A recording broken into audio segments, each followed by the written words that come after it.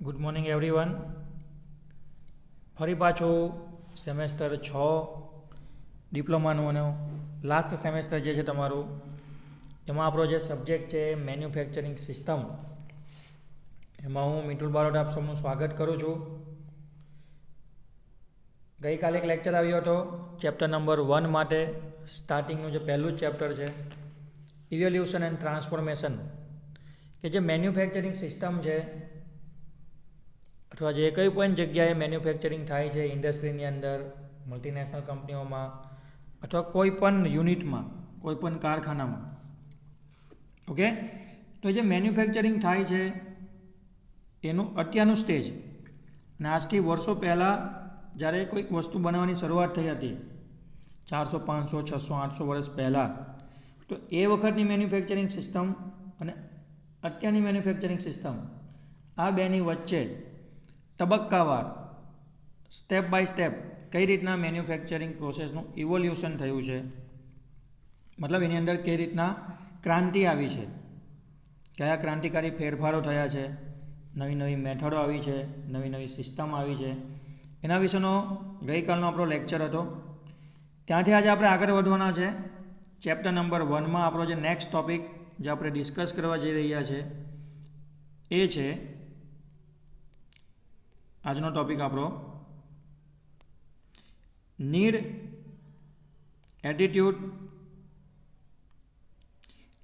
Of attitude, knowledge and skill required four application of the manufacturing system. કે જો આપણે કોઈ મેન્યુફેક્ચરિંગ સિસ્ટમ અથવા કોઈ નવી ટેકનોલોજી અથવા જે ટેકનોલોજી ઉપર આપણે વર્ક કરી રહ્યા છે, તો એ સમજવા માટે અથવા એનો ઉપયોગ કરવા માટે એઝ અ એન્જિનિયર આપણું એટીટ્યૂડ કેવું હોવું જોઈએ? એટીટ્યૂડ એટલે કામ પ્રત્યે. ઓકે, કઈ વસ્તુનું નોલેજ હોવું જોઈએ અને કઈ કઈ સ્કિલ હોવી જોઈએ કે જેથી આપણે એક પ્રોપર મેન્યુફેક્ચરિંગ સિસ્ટમને બરાબર સમજીને એના જે સ્ટેપ છે એ ફોલો કરીને એનાથી સાથે સંકળાયેલા જે ફાયદા છે, એડવાન્ટેજીસ છે, એ આપણે એચીવ કરી શકીએ. ઓકે, ધ્યાનથી સાંભળજો. સરસ મજાનો ટૉપિક છે, ઇન્ટરેસ્ટ પડે એવો. શું કહે છે થિયરીની અંદર? પ્રોડક્ટની વેરાયટી તથા સંખ્યાની વિવિધતા મુજબ તેનું ઉત્પાદન કરવા માટે મેન્યુફેક્ચરિંગ સિસ્ટમની જરૂર પડે છે. આપણને ખબર છે કે ઘણી બધી વસ્તુ ડેઇલી યુઝ થાય છે અને ઘણી બધી વસ્તુ એવી જ વસ્તુઓ કંપનીની અંદર ડેઇલી જથ્થામાં ઘણી બધી સંખ્યામાં ઉત્પન્ન થાય છે, તથા એની સાથે સાથે આપણને વેરાયટીઓ પણ ઘણી બધી મળે છે. ફોર એક્ઝામ્પલ, તમે મોબાઈલ લઈ લો, કેટલી બધી મોબાઈલમાં વેરાયટી, કેટલી બધી કંપનીઓ છે. બિસ્કિટ લઈ લો, કેટલી બધી કંપનીઓ કેટલી બધી અલગ અલગ વેરાયટીની બિસ્કિટ બનાવે છે. તો આમ ઘણી બધી વસ્તુ છે એ ઘણી બધી સંખ્યામાં અને ઘણી બધી વેરાયટીમાં બને છે. તો વસ્તુ એને આપણે પ્રોડક્ટ કહીશું. તો પ્રોડક્ટની સંખ્યા અને પ્રોડક્ટની વેરાયટીને આધારે અલગ અલગ પ્રકારની મેન્યુફેક્ચરિંગ સિસ્ટમની જરૂર પડે છે. અત્યારે જો આપણે રિસન્ટલી વાત કરીએ તો અત્યારનો જે સમય છે એ માસ પ્રોડક્શનનો નહીં પરંતુ બેચ પ્રોડક્શનનો છે. હવે અત્યારનો સમય એટલે તો આની પહેલાંનો પણ કોઈ સમય હશે. આજથી વર્ષો પહેલાં લોકો માસ પ્રોડક્શનમાં માનતા હતા. ઓકે, કારણ કે આજથી વર્ષો પહેલાં આપણને પ્રોડક્ટની અંદર વેરાયટી ઓછી મળતી હતી. વર્ષો પહેલાં લોકો બિસ્કિટ તો કે પાર્લેજી, ટૂથપેસ્ટ તો કે કોલગેટ, બાઇક તો કે હોન્ડાનું, ટાયર તો કે MRFના. કેમ? તો કે કંપની ઓછી હતી, લિમિટેડ વસ્તુ મળતી હતી, વેરાયટી નહીં હતી. એકને એક જ પ્રોડક્ટ, એક જ કંપની, એક જ ડિઝાઇન, વર્ષોથી બનાવીને વેચી. પણ હવે એવું નથી. પહેલાં શું હતું? બધું એક જ હતું, ડિઝાઇન એક, સ્પેસિફિકેશન એક, કંપની એક, વેરાયટી એક. એટલે લોકો શું કરે? માસ પ્રોડક્શનમાં વસ્તુ બનાવીને વેચે. પણ હવે શું છે? કંપની વધી ગઈ છે, માર્કેટમાં કોમ્પિટિશન વધી ગયું છે. ખ્યાલ આવે છે? એક જ પ્રોડક્ટની અંદર તમને ઘણી બધી વેરાયટી મળે છે, ડિઝાઇન, કલર, સાઇઝ, સ્પેસિફિકેશનની સાથે. તો હવે આપણે માસ પ્રોડક્શન કરી શકીએ નહીં. તો હવે આપણે શું કરવું પડશે? તો કે હવે આપણે બેચ પ્રોડક્શન કરવું પડે. તો આ જે માસ પ્રોડક્શન છે, બેચ પ્રોડક્શન છે, એ આપણી મેન્યુફેક્ચરિંગ સિસ્ટમ છે. ક્લિયર? એનો જ એક ભાગ છે. ઓકે, એ જ રીતના પહેલાં ઓટોમેશન નહીં હતું. પહેલાં બધું કામ મેન્યુઅલી અને મશીનથી થતું હતું, માણસો કરતા હતા. હવે તમે જો ઘણી બધી જગ્યાએ રોબોટ આવી ગયા છે, ઘણી બધી જગ્યાએ ઓટોમેટિક સિસ્ટમ આવી ગઈ છે. ક્લિયર? એના કારણે material handling system, testing, inspection, packaging, dispatching, inspection, કસ્ટમરના ફીડબેક, આ ઘણી બધી વસ્તુ ઇઝી થઈ ગઈ છે. ક્લિયર? તો એ પણ તમારી અપડેટ થયેલી અને સુધારીને નવી આવેલી મેન્યુફેક્ચરિંગ સિસ્ટમ છે. ક્લિયર? તો એ પણ તમારે એડોપ્ટ કરવી પડે. તમે જૂની સિસ્ટમ પ્રમાણે જ કામ કર્યા કરો, ક્લિયર, તો ઘણું મોટું નુકસાન થઈ શકે છે અને આપણે બીજી કંપની કરતાં પાછળ રહી જઈએ એવું થઈ શકે છે. ક્લિયર છે? એવું જરૂરી નથી કે મેન્યુફેક્ચરિંગ સિસ્ટમના બધા જ વર્ક સ્ટેશન પર ઓટોમેટિક કાર્ય થતું હોય. આપણે એમ કહે ને કે ભાઈ અમુક લોકો એવું કહે છે કે ભાઈ 2030, 2040 કે 2050 સુધી બધી જગ્યાએ રોબોટ આવી જશે. તો એવું જરૂરી નથી કે ભાઈ બધા જ કામ રોબોટ કરે અને દરેક ઇન્ડસ્ટ્રીમાં, દરેક જગ્યાએ, દરેક મશીન ઉપર ઓટોમેટિક કામ થવું જોઈએ. બધું કામ ઓટોમેટિક નહીં થાય. થોડીક જગ્યાએ તો તમને માણસોની જરૂર રહેશે જ. ઓકે, તો તમે ગમે તે મેન્યુફેક્ચરિંગના નવા કન્સેપ્ટ લાવો પણ 100% ઓટોમેશન આવે એ કન્ફર્મ નથી. ક્યાંક તો તમારે મેન્યુઅલ માણસ, હ્યુમનની જરૂર પડશે. ક્લિયર છે? તો કોઈ કંપની માટે મેન્યુફેક્ચરિંગ સિસ્ટમને અમલમાં મૂકવા માટે જો હવે આપણને અલગ અલગ મેન્યુફેક્ચરિંગ સિસ્ટમના નામ કીધા છે. Group technology, flexible manufacturing, automatic material handling system, automatic inspection, automatic assembly system વગેરેની જરૂરી માહિતી હોવી જોઈએ, અથવા બધી માહિતી જરૂરી છે. ક્લિયર? હું એમ કહેતો કે ભાઈ મારે મારી કંપનીમાં નવી કોઈ મેન્યુફેક્ચરિંગ સિસ્ટમ લાવવી છે, ઓટોમેશન લાવવું છે, તો એ લાવતા પહેલાં મારી પાસે ગ્રુપ ટેકનોલોજીનો concept, flexible manufacturing system, automatic material handling system, automatic ઇન્સ્પેક્શનની સિસ્ટમ, ક્લિયર, ઓટોમેટિક એસેમ્બલી થાય છે, તો એ બધી વસ્તુનું ડિટેલમાં નોલેજ હોવું જોઈએ. ક્લિયર છે? તો જ પછી હું શું કરી શકું, એનો જે ફાયદો છે, એનું જે ઇમ્પ્લિમેન્ટેશન છે, ઇન્સ્ટોલેશન છે, એની જે લિમિટેશન છે, એના કઈ રીતના એની સાથે વર્ક કરવાનું છે, બધું હું સમજી શકું છું. ક્લિયર? બીજું શું કહે છે કે મેન્યુફેક્ચરિંગ સિસ્ટમના મહત્ત્વના ઘટકોમાં અમુક નીચેની બાબતોનો પણ સમાવેશ થાય છે. એમાં પહેલું શું કહે છે કે પ્રોડક્શન મશીન એન્ડ ટૂલ્સ. એવું નથી કે તમે કોઈ કન્સેપ્ટ લઈ આવ્યા, કોઈ સિસ્ટમ લઈ આવ્યા અને એનાથી તમારું ઓટોમેશન આવી જશે અને તમે લાખો કરોડનો ફાયદો કરવા લાગશો.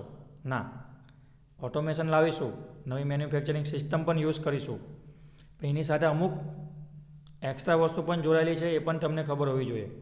જેમ કે પ્રોડક્શન મશીન્સ એન્ડ ટૂલ્સ.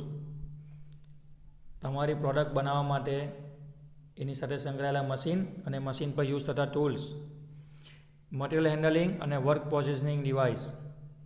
તમારે મટીરિયલને એક જગ્યાએથી બીજી જગ્યાએ લઈ જવું પડશે, કન્ટિન્યુઅસલી ટ્રાન્સફર કરાવવું પડશે, વર્કપીસને પોઝિશન આપવી પડશે, એના માટે ક્લેમ્પિંગ ડિવાઇસ, જીગ ફિક્સર એ પણ જરૂરી છે. પછી ઓટોમેશન માટે, CNC ચલાવવા માટે, પ્રોગ્રામિંગ કરવા માટે, તો આ બધી વસ્તુ માટે આપણને કોમ્પ્યુટર સિસ્ટમની પણ જરૂર પડશે. ક્લિયર? અને આ બધી વસ્તુને કંટ્રોલ કરવા માટે, આપણી પાસે શું હોવું જોઈએ? Human resources. ઓકે, માનવ શક્તિ. કોમ્પ્યુટર કોણ ચલાવશે? માણસ. મશીન કોણ ચલાવશે? માણસ. આ બધી સિસ્ટમને કંટ્રોલ કોણ કરશે? માણસ. તો હ્યુમન રિસોર્સિસ પણ જરૂરી છે. ક્લિયર છે? એટલે એવું નથી, જો તમારો ડિપ્લોમાનો છેલ્લું સેમેસ્ટર છે અને છેલ્લા સેમેસ્ટરમાં કેમ તમને આ સબ્જેક્ટ બનાવ્યો છે, તો કે આ જે મેન્યુફેક્ચરિંગ સિસ્ટમમાં જેટલા પણ આપણે ટોપિક શીખીશું ને એ બધા અત્યારે રિસેન્ટલી ડેવલપ થયા છે. ઓકે, એટલા માટે તમને આ છેલ્લે સબ્જેક્ટ આવ્યો છે અને એટલો ઇમ્પોર્ટન્ટ બી છે. હજી ઘણી બધી ઇન્ડસ્ટ્રી છે કે જેને આ બધી સિસ્ટમ એડોપ્ટ નથી કરી. અત્યારે આપણે એક્ઝામ્પલ જોઈશું, અમુક કંપનીમાં જ આ બધી સિસ્ટમ એડ થાય છે અથવા યુઝ થાય છે. ક્લિયર છે? ચાલો, તમને એક એક્ઝામ્પલ આપ્યું છે, the position of manufacturing system in a large production system. કે ભાઈ કોઈ બહુ જ મોટી કંપની હોય એની અંદર ઘણું બધું પ્રોડક્શન થતું હોય તો એ કંપનીની અંદર એક મેન્યુફેક્ચરિંગ સિસ્ટમ છે એની પોઝિશન કેવી હોવી જોઈએ અથવા તો કઈ રીતના મેન્યુફેક્ચરિંગ સિસ્ટમ ડિઝાઇન કરેલી હોવી જોઈએ. ઓકે, તો જોજો તમને સ્ટેપ બાય સ્ટેપ ધીરે ધીરે આખી વસ્તુ સમજાવું છું. આ જે પહેલું બહારનું બોક્સ છે આખું આપણું પ્રોડક્શન સિસ્ટમ છે. એક આખી પ્રોડક્શન સિસ્ટમ છે જેને આ લોકોએ 2 ભાગમાં ડિવાઈડ કરી છે, ઉપર અને નીચે. ઉપરનો જે ભાગ છે ને એ એન્ટરપ્રાઇઝ લેવલ છે. એન્ટરપ્રાઇઝ લેવલ એટલે તો કે આપણી જે કંપનીની હેડ ઓફિસ હોય ને, કોર્પોરેટ ઓફિસ કહેવાય એને, કે જ્યાં બધું ડોક્યુમેન્ટેશન અને કાગળિયાનું કામ થતું હોય. તો જે એન્ટરપ્રાઇઝ લેવલ છે ને ત્યાં આપણું બધું કંપનીનું ડોક્યુમેન્ટેશન, કાગળિયા અને પેપરનું વર્ક થતું હશે. અને વસ્તુ ખરેખર જે બનતી હશે ને, પ્રોડક્શન થતું હશે, મેન્યુફેક્ચરિંગ થતું હશે, એ આપણું આ છે ફેક્ટરી લેવલ. ક્લિયર? ફેક્ટરી લેવલમાં બધા મશીન જ હશે, મોટું આપણું મેન્યુફેક્ચરિંગ યુનિટ હશે અને ઘણી બધી વસ્તુ, ઘણું બધું મશીન, ઘણું બધું વર્ક આપણું ત્યાં થતું હશે. અહીંયા પેપર વર્ક થતું હશે પણ થોડું ઓછું થતું હશે. મોટાભાગનું પેપર વર્ક, ડોક્યુમેન્ટેશન બધું ક્યાં થતું હશે? એન્ટરપ્રાઇઝ લેવલમાં. ક્લિયર છે? હવે આપણે એન્ટરપ્રાઇઝ લેવલને પછી સમજીએ. પહેલાં આપણે આવી જઈએ ફેક્ટરી લેવલની અંદર. ફેક્ટરીમાં શું હોય ભાઈ? તો કે એકચ્યુઅલ જે મેન્યુફેક્ચરિંગ સિસ્ટમ છે એ પ્રમાણેનું આખું સેટઅપ આપણું ફેક્ટરીમાં હશે. તો જો ફેક્ટરીની અંદર આવે છે મેન્યુફેક્ચરિંગ સિસ્ટમ, એની અંદર automation and control technology. Okay, કોનું ઓટોમેશન? તો કે તમારા જે મશીન ચાલે છે એનું ઓટોમેશન. કંટ્રોલ ટેકનોલોજી, કોની કંટ્રોલ ટેકનોલોજી? તો કે મશીનને કંટ્રોલ કરવાની ટેકનોલોજી. તો જો નીચે આવ્યું manufacturing process and assembly operation. એની અંદર તમારા ઘણા બધા મશીન અને ઘણી બધી ટેકનોલોજીથી જે કંટ્રોલ થાય છે એ બધી સિસ્ટમ હશે. ઓકે, દરેક મશીન ઉપર મટીરિયલ મોકલવું પડશે તમારે. તો દરેક મશીન ઉપર મટીરિયલ મોકલવા માટે મટીરિયલ હેન્ડલિંગ ટેકનોલોજી આપી છે આપણને. ઘણા બધા મશીન ઉપર અથવા ઘણા બધા ડિપાર્ટમેન્ટની અંદર મટીરિયલને ટ્રાન્સફર કરવા માટેની મટીરિયલ હેન્ડલિંગ ટેકનોલોજી આપી છે.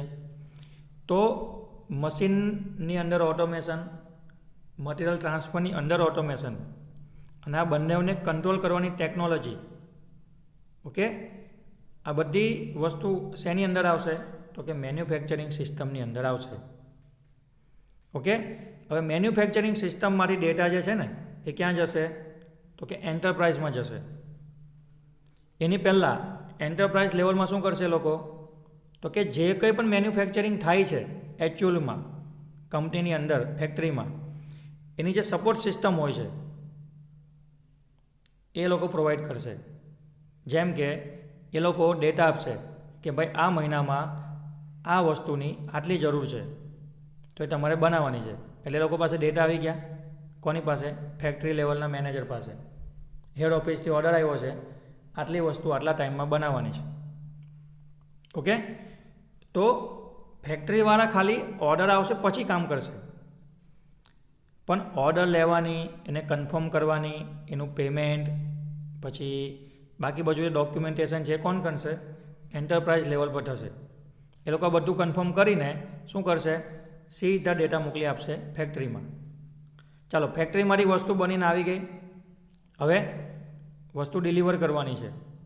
તો ડિલિવર કરતાં પહેલાં જે ઇન્સ્પેક્શન ટેસ્ટિંગ કરીને ક્વોલિટી જે ચેક કરવામાં આવે છે એ બધાના જે રિપોર્ટ છે, એના જે ડોક્યુમેન્ટ છે ફરી પાછા આવશે અહીંયા એન્ટરપ્રાઇઝ લેવલમાં. એ લોકો ફરી પાછા એને વેરીફાઈ કરશે. જે કસ્ટમરે ઓર્ડર આપ્યો છે, જે પાર્ટીએ ઓર્ડર આપ્યો છે એની પાસે વેરીફાઈ કરાવશે, પેમેન્ટ લેશે અને ત્યાર પછી ફરી પાછો શું કરશે? ફેક્ટરી લેવલ પર જે મેનેજર હશે એને ઓર્ડર આપશે કે હવે ભાઈ પેકેજિંગ સ્ટાર્ટ કરો અને પેકિંગ કરીને બેચમાં પેકિંગ કરો, આ રીતના પેકિંગ કરો, ટેમ્પર, ટ્રક, ટ્રેન, શિપ દ્વારા કસ્ટમર સુધી પહોંચાડી દો. પેમેન્ટ આવી ગયું છે. તો આખી જે જાયન્ટ મેન્યુફેક્ચરિંગ સિસ્ટમ છે આપણી, ઓકે, એ મેં તમને સમજાવી દીધી એકદમ શોર્ટમાં. એન્ટરપ્રાઇઝ લેવલ પર શું થશે?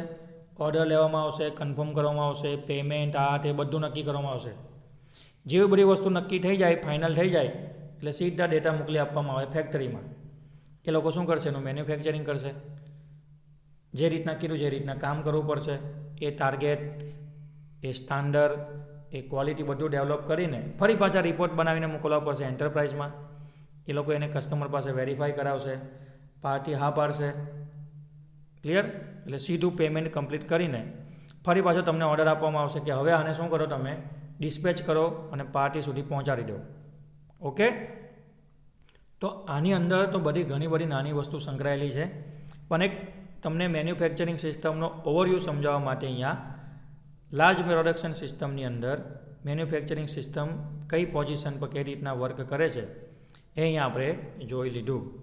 ક્લિયર છે? અહીંયા આપણને થોડાક એક્ઝામ્પલ આપ્યા છે કે ભારતની ઘણી બધી કંપની એવી છે કે જેને, આ નીચેનો પોઈન્ટ ખાસ જોજો, કે ભારતની ઘણી બધી કંપનીઓ એવી છે કે જેને નવી મેન્યુફેક્ચરિંગ સિસ્ટમનો સફળતાપૂર્વક અમલ કરીને ઉત્પાદન કર્યું છે અથવા હજી પણ એ લોકો ઉત્પાદન સક્સેસફુલી કરી રહ્યા છે. કંપનીના નામ આપ્યા છે આપણને બ્લુ સ્ટાર ઇન્ડિયા લિમિટેડ, આપણી ફ્રીજ બનાવતી કંપની છે, ફ્રીજ અને એસી. તમે એવું થાય કે સર મેં તો ફ્રીજ અને એસી જોયા નથી બ્લુ સ્ટારના, તો ફ્રીજ અને એસીના કોમ્પોનન્ટ પણ એ લોકો બનાવે છે. એટલે તમારું જો લોયડનું એસી હોય, વોલ્ટાસનું હોય ને, કોઈ પણ કંપનીનું એસી હોય, એમાં અમુક કોમ્પોનન્ટ હશે ને, જે સ્પેર પાર્ટ, મશીનના ભાગ, એ બ્લુ સ્ટાર ઇન્ડિયા બનાવે છે. Okay? Anti friction bearing corporation અહીંયા ભરૂચમાં છે. ઓકે? જો ત્રણે કંપની લગભગ ભરૂચમાં છે, બ્લુ સ્ટાર ઇન્ડિયા પણ ભરૂચમાં છે, એસી અને ફ્રીજ બનાવે છે જબરજસ્ત. એન્ટી ફ્રિક્શન બેરિંગ, તમે ભરૂચ જાઓ તો જાડેશ્વર ચોકડી ઉપર છે ABC બેરિંગ, જોઈ લેજો, બહારથી દૂરથી રોડ પરથી દેખાશે. પછી વરમોરા ગ્રુપ છે, એ પણ અહીંયા ભરૂચમાં છે, દહેજમાં. ક્લિયર? તો આ 3 કંપની એવી છે ઇન્ડિયામાં કે જેને મેન્યુફેક્ચરિંગ સિસ્ટમનો સફળતાપૂર્વક અમલ કરીને પ્રોડક્શન કરી રહ્યા છે. ઓકે? તો આ બધું તમે પણ યુઝ કરી શકો છો તમારી કંપનીમાં, પણ એના માટે તમારી પાસે નોલેજ હોવું જોઈએ અને એ પ્રમાણેની સ્કિલ હોવી જોઈએ. તમારી પાસે ન હોય તો તમારે એવા માણસે, એમ્પ્લોય હાયર કરવા પડે, એન્જિનિયર, મેનેજર હાયર કરવા પડે કે જે આ બધી વસ્તુ જાણતા હોય. તો અહીંયા સુધી રાખીએ છીએ આજના લેક્ચરમાં, ચેપ્ટર નંબર 1માં. નેક્સ્ટ આવતીકાલે ફરી પાછા આપણે ચેપ્ટર નંબર 1ની અંદર બીજો એક નવો ટૉપિક છે ડિસ્કસ કરીશું. સરસ મજા આવી, ખાસ લેક્ચર જોજો. અને જે ડાયાગ્રામ તમને બતાવ્યો છે અહીંયા, એ તમારે ડ્રો કરવાનો છે. ક્લિયર છે? મળીશું આવતીકાલે. Thank you.